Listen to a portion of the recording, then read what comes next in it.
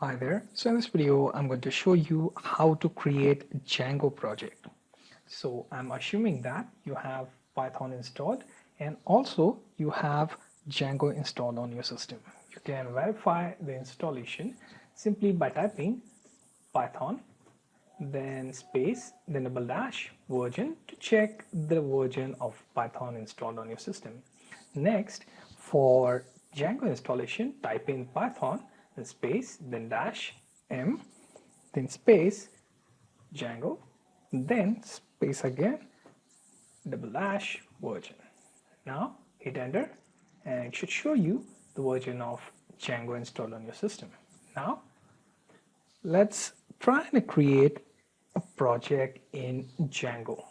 For that, I'm going to move myself into a directory temp. So this is for Windows. In your case, for Mac and Linux, you have to respectively change those terminal commands. Okay, so for creating a new Django project, we type in Django-admin space and then start project. This is complete keyword, then space. Here we are going to name our directory, let's say Devnami demo. Okay, then go for enter and then it will process all those files and return with a blank prompt. Okay, now here our Devnami demo directory is also created, so I can navigate to Devnami demo. Okay, as you can see, that directory is also created. Now what we're going to do is we are going to run server on this directory. So I'm going to type Python, then space manage.py space run server and then hit enter and it should run server related commands. Okay, and then you get to open your Django project in browser. So let's wait for server to respond. Okay, now it will show you that starting development server at 127.0.0.1 and then 8000. Okay, let's open browser and then type in.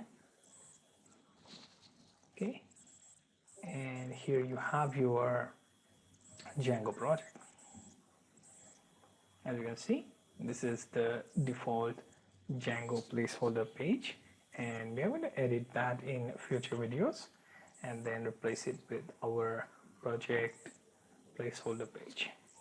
Okay, now let's come back to Visual Studio Code and here it is my server. As you can see, the action we take, it will call respective folders and files to serve on our web pages. Okay, now if I were to stop this server from running, I will simply use Ctrl+C and it will stop the server.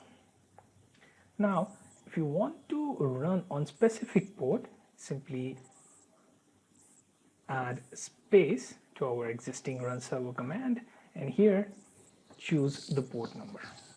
So it will display our development server on 8080. Simply change that to 8080 and same placeholder page appear on new port.